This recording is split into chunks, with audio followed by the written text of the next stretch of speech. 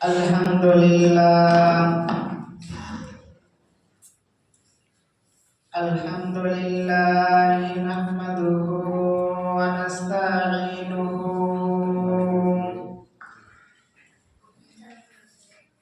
wa nastaghfiruhu wa nu'minu bihi wa natawakkalu alaihi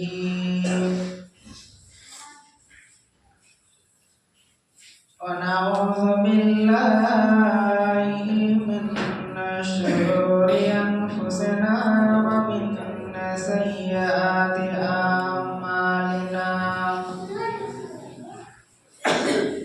May yahdihillahu fala mudilla lahu wa may yudlilhu fala hadiya lahu. Wa asyhadu an la ilaha illallah wahdahu la syarika lah wa asyhadu anna Muhammadan abduhu wa rasuluhu amma ba'du. A'udzu billahi minasy syaithanir rajim. Bismillahirrahmanirrahim. Ya ayyuhalladzina amanu idza nudiya lis-salati min yaumil jumu'ah fas'au ila dzikrillahi wa zarul bai' dzalikum khairul lakum in kuntum ta'lamun.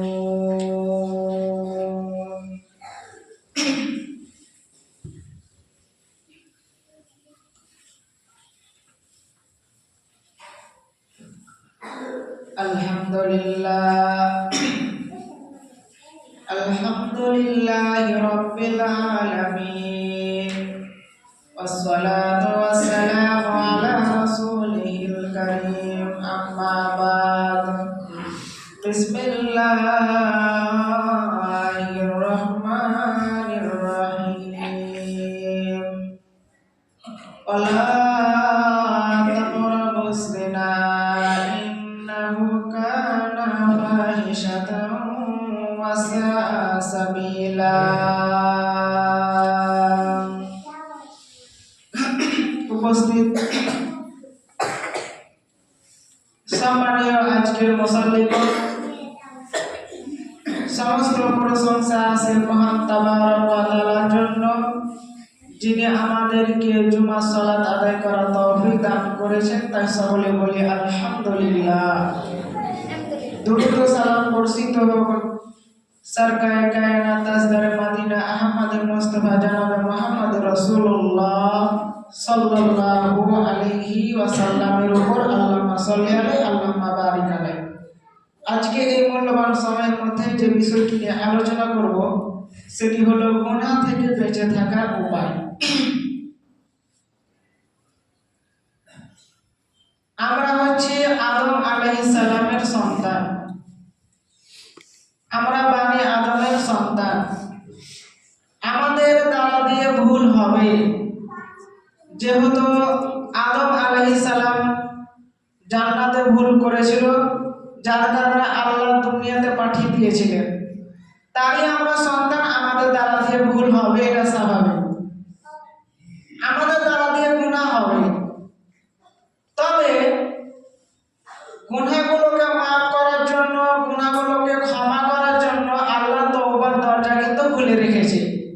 আমরা যদি আল্লাহর কাছে তওবা করি তাহলে আমাদের গুনাহগুলো কিন্তু মাফ হবে। আবার গুনাহ আবার দুই প্রকার, একটা হলো হামুল্লাহ আর একটা হলো হামুল ইবাদ। একটা মানুষ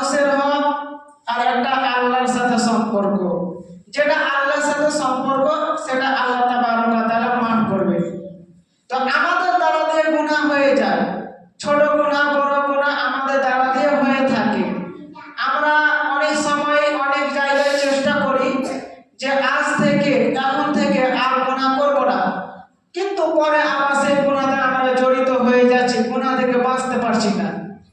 এই গুনাহ থেকে বাঁচার কারণে আমি কয়েকটি পয়েন্ট নিয়ে আলোচনা করব। ইনশাআল্লাহ যদি সেই পয়েন্টগুলোকে আমরা ফলো করে চলতে পারি তাহলে ইনশাআল্লাহ আমরা গুনাহ থেকে বাঁচতে পারবো। তো দুনিয়াতে এমন কোনো মানুষ নাই যার মাধ্যমে গুনাহ হয় না। না হলেও ছোট গুনাহ হলো তার দ্বারা দিয়ে হয়। ছোট গুনাহ হলো আল্লাহ তাবারক ওয়া তাআলা ওযুর মাধ্যমে, সাদকার মাধ্যমে, ভালো কথার মাধ্যমে, দানের মাধ্যমে আল্লাহ ক্ষমা করে দেন।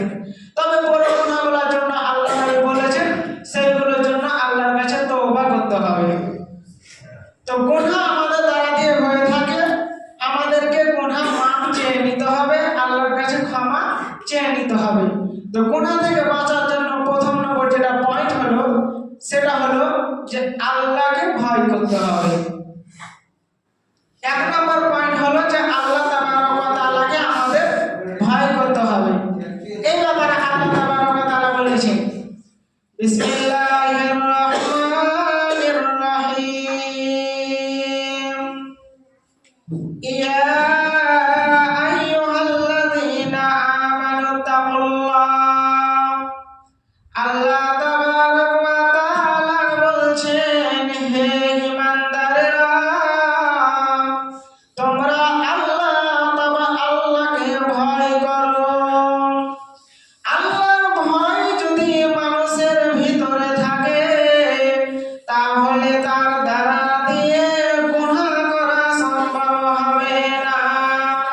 আমি একটা জুয়ার আড্ডায় যাব, আমি লটারির কাছে যাব, আমি জেনার আড্ডায় যাব, আমি মাতালের কাছে যাব, আমি সেইগুলোতে যাওয়ার পরেও যদি আমার ভিতরে আল্লাহর ভয় থাকে তাহলে আমার দ্বারা দিয়ে গুনাহ করা সম্ভব হবে না।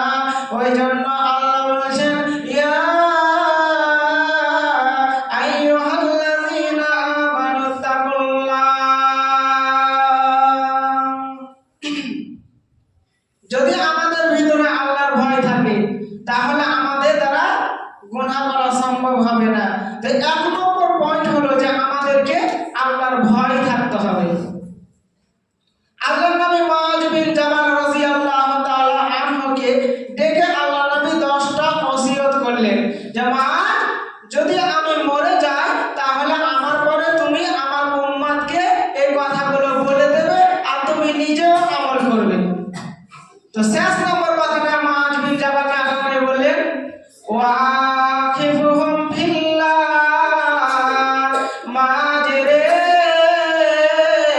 ওয়াকিফুহুম ফিল্লাহ, তুমি যেখানেই থাকবে, তুমি মাঠে থাকবে, বাড়িতে থাকবে, বিদেশে থাকবে, শহরে থাকবে, মুআয ওয়াকিফুহুম ফিল্লাহ, তোমার দিলের ভিতরে আল্লাহর ভয় রাখবে। দুনিয়াতে তুমি যেখানে থাকো না কেন তোমার ভিতরে আল্লাহর ভয় রাখবে। যদি তোমার ভিতরে আল্লাহর ভয় থাকে তাহলে তোমার দ্বারা দিয়ে গুনাহ করা সম্ভব হবে না। এবার দেখেন আমরা নিজে নিজে জানতে পারবো যে আমরা কেমন ভাবে আল্লাহকে ভয় করি, আমাদের কতটুকু আল্লাহর ভয় আছে আমরা নিজে নিজে জানি। তবে সাহাবাদের কেমন ভয় ছিল, হযরত আবু বকর রাদিয়াল্লাহু তাআলা আনহুর একটা ঘটনা বলি। তিনি বাড়িতে আসলেন, আল্লাহর নবীর কাছ থেকে হযরত আবু বকর বাড়ি এসে কাঁদতে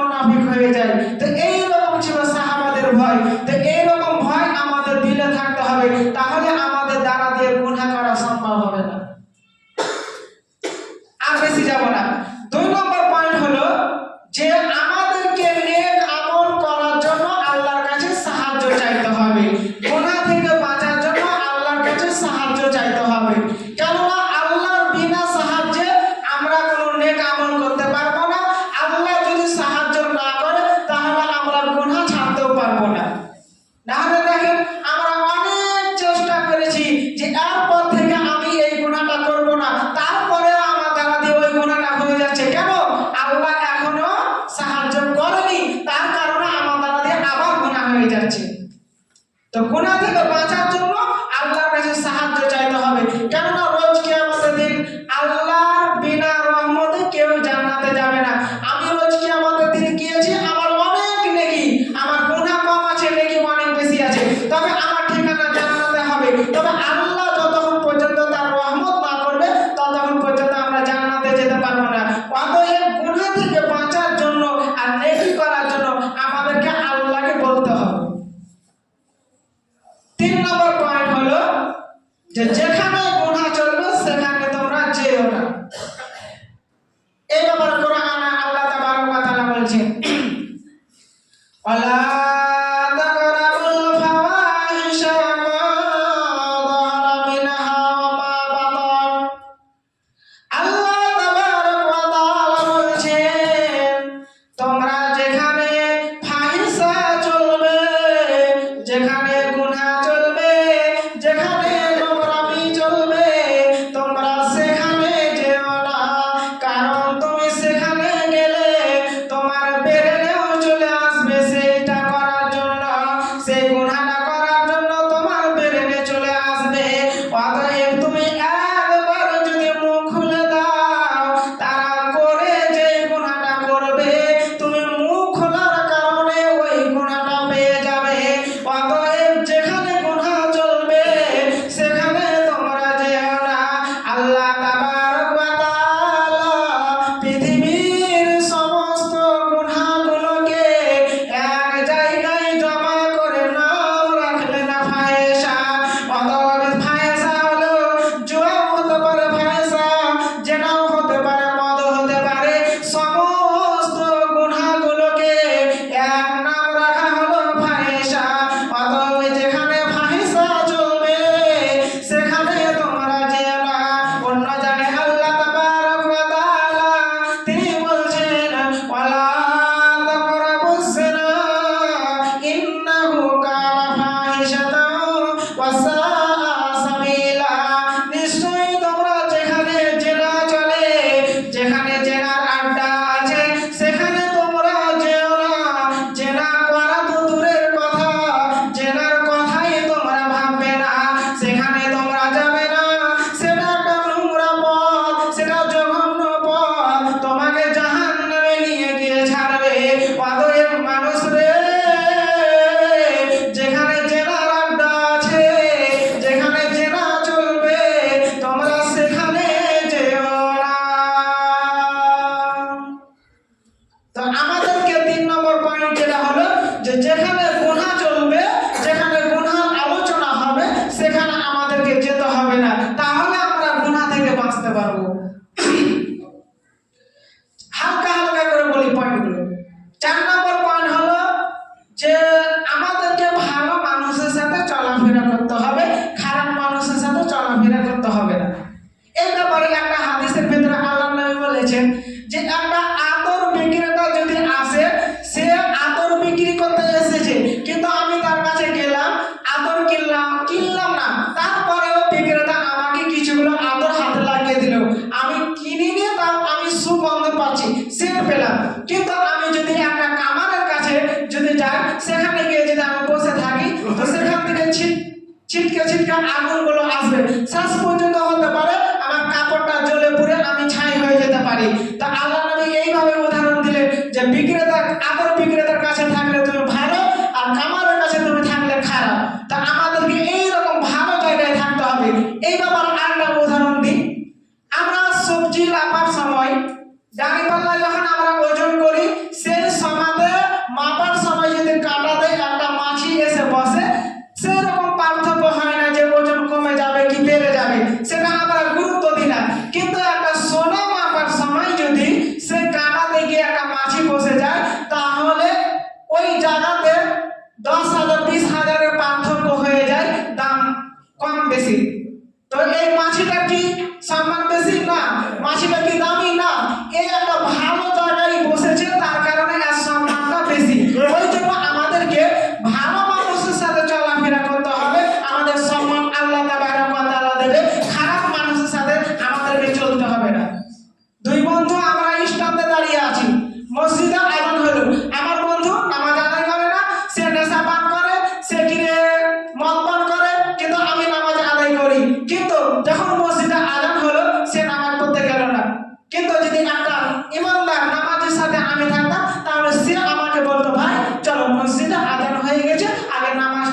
করে আসি, এটা একটা ভালো মানুষ বলবে। তো গুনাহ থেকে বাঁচার জন্য 4 নম্বর যেটা পয়েন্ট হলো যে আমাদেরকে ভালো মানুষের সাথে চলাফেরা করতে হবে, খারাপ মানুষের সাথে চলাফেরা করতে হবে না। এবার 5 নম্বর পয়েন্ট হলো যে আমাদেরকে দৃষ্টি সংযত রাখতে হবে, চোখের হেফাজত করতে হবে। এই ব্যাপারে আল্লাহ তাবারক ওয়া তাআলা কোরআনে বলেছেন, কুল্লিল মুমিনিনা ইয়াগুযু মিন আবসারিহিম ওয়া ইয়াহফাযু ফুরুজাহুম। আল্লাহ তাবারক ওয়া তাআলা বলছেন, হে পুরুষ মুমিন দল, হে পুরুষ মুমিন দল, তোমরা তোমাদের চোখের হেফাজত করো আর তোমাদের যৌনাঙ্গের হেফাজত করো। ওই একই কথা আল্লাহ তাবারক ওয়া তাআলা মহিলাদেরকে বললেন, ও মুমিনা, ও মুমিনার দল, তোমরা তোমাদের চোখের হেফাজত করো আর তোমাদের যৌনাঙ্গের হেফাজত করো। মানে চোখ দিয়ে ওই মানুষের জেনা হয়। আল্লাহ নবী বলেছেন, একটা মেয়েকে, অচেনা মেয়েকে যদি আমি একবার দেখি তাহলে আমার জন্য কোনো গুনাহ লেখা হবে না, কিন্তু আমি যদি আবার সেই মেয়েটাকে তাকিয়ে দেখি তো আল্লাহ নবী বলছেন তোমার জন্য গুনাহ লেখা হবে। অতএব আল্লাহ বলছেন যে তোমরা চোখের হেফাজত করো। আমাদেরকে চোখের হেফাজত করতে হবে। একটা হাদিস আল্লাহ তাবারক ওয়া তাআলা বলছেন, আল্লাহ নবী বলছেন যে আল্লাহ তাবারক ওয়া তাআলা বলেছেন যে আমি বানি আদমের জন্য একটা জেনার অংশ খুলে রেখেছি, তাতে তারা অংশগ্রহণ করবে, তাতে তারা জড়িত হবে। তো সেটা কি? ফাজিনাল আইনিন নাযার ওয়া জিনাল লিসানিল মানতিক ওয়ান নাফসু তামান্না ওয়া তাশতাহি ওয়াল ফারজু ইউসাদ্দিকু যালিকা কুল্লাহু ওয়া ইউকাযযিবুহু। আল্লাহ নবী বললেন যে চোখের জেনা হলো দেখা, আর জিহ্বার জেনা হলো কথা বলা, আর নাফস অন্তর কামনা করে, আর যৌনাঙ্গ সত্য মিথ্যা প্রমাণ করে। এবার আমরা দেখেন এই চোখের মাধ্যমে আমরা কত জেনা করে থাকি। একটা মোবাইলে, এখন ইন্টারনেটের যুগ, এখন প্রায় সব বাড়িতে মোবাইল, সব ছেলের হাতে মোবাইল। মোবাইলের মাধ্যমে ছেলেরা চোখের হেফাজত রাখতে পারে না, কত গান বাজনা, কত উলঙ্গ মেয়ের ফটো আসে, ভিডিও আসে, সেইগুলো চোখ দিয়ে মানুষ দেখে। তো এই চোখের জেনা হয়ে যাচ্ছে।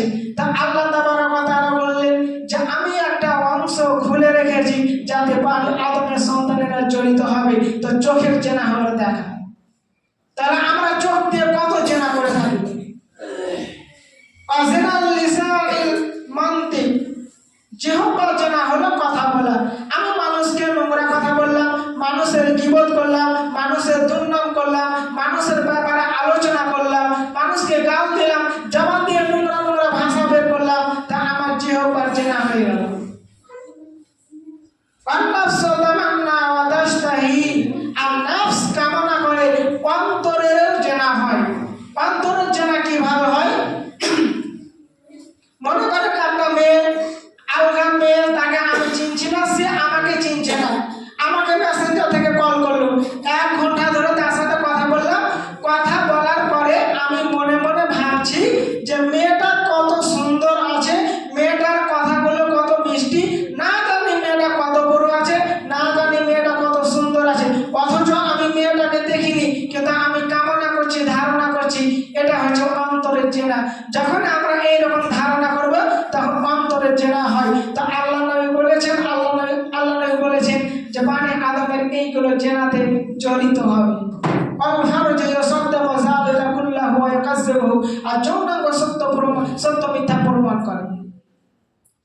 তো আমাদেরকে গুনাহ থেকে বাঁচার জন্য 5 নম্বর যেটা পয়েন্ট হলো যে আমাদেরকে চোখের সংযত রাখতে হবে, চোখের হেফাজত করতে হবে। 6 নম্বর পয়েন্ট হলো যে সমস্ত গুনাহ করেছি করেছি, যতগুলো গুনাহ করেছি, তার কারণে আল্লাহ তাবারক ওয়া তাআলার কাছে আমাদেরকে মাপ চাইতে হবে। যেহেতু আল্লাহ তাবারক ওয়া তাআলা তওবার দরজা আল্লাহ খুলে রেখেছেন। এক হাদিসের ভিতরে আল্লাহ নবী বলছেন, লাউ বালাগাত যুনুবুকা আনানাস সামায়ে সুম্মা আস্তাগফারতানি গাফারতু লাকা ওয়ালা উবালি। আল্লাহর নবী বলছেন যে বানি আদমের সন্তান তারা যদি জমিন থেকে আসমান পর্যন্ত গুনাহ করে, আর গুনাহ করার পরে যদি আল্লাহর দরবারে দুই হাত তুলে বলে রব্বানা রব্বানা আতিনা ফিদ দুনিয়া হাসানাতাও ওয়া ফিল আখিরাতি হাসানাতাও ওয়া কিনা আযাবান নার, যখনই তারা রব্বানা বলে আল্লাহকে ডাকবে, তারা যখনই আমাকে বলবে আল্লাহ আমি জমিনের বুকে যতগুলো গুনাহ করেছি আমি তোমার কাছে ক্ষমা চাইছি, আল্লাহ তোমার কাছে মাপ চাইছি, তুমি আমাকে ক্ষমা করে দাও। তবে সে বান্দা বলবে যে আল্লাহ জীবনে যতগুলো গুনাহ করেছি কিন্তু আল্লাহ তোমার সাথে শিরক করিনি, যখন অসুস্থ হয়েছিলাম কোনো তাবিজ ব্যবহার করিনি, কোনো গুণীর কাছে যাইনি, তোমার উপর ভরসা করে আমি ভালো হয়েছি, এরকম গ্যারান্টি দিয়েছে আল্লাহকে বলতে পারবে। আল্লাহ বলছেন সুম্মা আস্তাগফারতানি গাফারতু লাকা ওয়ালা উবালি। এই বান্দা যদি জমিন থেকে আসমান পর্যন্ত গুনাহ হয়ে যায় তো আমি আল্লাহ রে আমি তাকে মাফ করব, তাকে মাফ করার ব্যাপারে আমি কাউকে পরোয়া করি না। তা আমাদের জমিন থেকে আসমান পর্যন্ত যদি গুনাহ হয়ে যায় আর আমরা যদি ইখলাসের সাথে আল্লাহর সাথে শিরক না করে আমরা যদি ক্ষমা চাই তা আল্লাহ মাফ করে দেবে, যেহেতু আল্লাহ ক্ষমা দরজা খুলে রেখেছিল। তা আমাদেরকে গুনাহ থেকে বাঁচার জন্য 6 নম্বর যেটা পয়েন্ট হলো যে আমরা যা গুনাহ করেছি, গোপনে করেছি, প্রকাশ্যে করেছি, ছোট গুনাহ করেছি, বড় গুনাহ করেছি, জেনে শুনে করেছি, ভুল করে করেছি, সমস্ত কথাগুলো আল্লাহকে বলেন আর আল্লাহকে বলেন আল্লাহ তুমি ক্ষমা করে দাও। আল্লাহ বলছে সে কতগুলো গুনাহ করেছে, কি গুনাহ করেছে আমার দেখা দরকার নাই, সে যদি একবার হাত তুলে তো আমি আল্লাহ বলছি তাকে ক্ষমা করে দেব। তা আমাদেরকে গুনাহ থেকে বাঁচার জন্য আমাদের গুনাহগুলো মাফ চাইতে হবে। তারপরে পয়েন্ট হলো যে আমাদেরকে বাড়িতে বেশি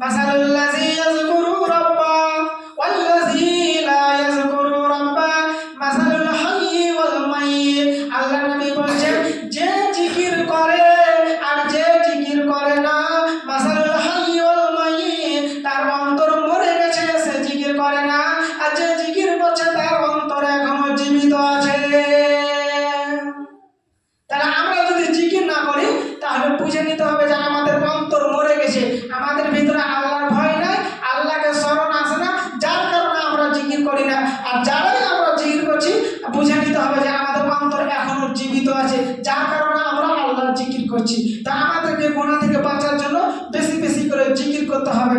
আর শুধু দুইটা পয়েন্ট, একটা হলো যে আমাদেরকে মরণকে বেশি বেশি করে স্মরণ করতে হবে, কেননা যখন আমাদের মরণ স্মরণ হবে তখন আমাদের দ্বারা গুনাহ কম হবে। যখন আমি একটা কোনো গুনাহ করব তখন আমার যদি বেরোনে আসে যে না আমাকে তো একদিন মরতে হবে, তাহলে তো মরে গেলে তো আল্লাহ তো আমাকে এই গুনাহের ব্যাপারে জিজ্ঞাসা করবে, তখন আমি কি করব? তো এই মরণটা যদি আমাদের স্মরণে আসে তাহলে গুনাহ করা সম্ভব হবে না। শেষ নম্বর পয়েন্ট হলো যে ইন্না ইলাইনা ইয়াবাহুম সুম্মা ইন্না আলাইনা হিসাবাহুম, আমাদের সবাইকে মরে যেতে হবে আর আল্লাহর কাছে সমস্ত জীবনের হিসাব দিতে হবে। এটা মনে রাখতে হবে যে মরার পর সমস্ত হিসাব আল্লাহ তাবারক ওয়া তাআলাকে দিতে হবে। এটা যদি আমাদের ব্রেনে থাকে তাহলে আমাদের দ্বারা দিয়ে গুনাহ করা সম্ভব হবে না।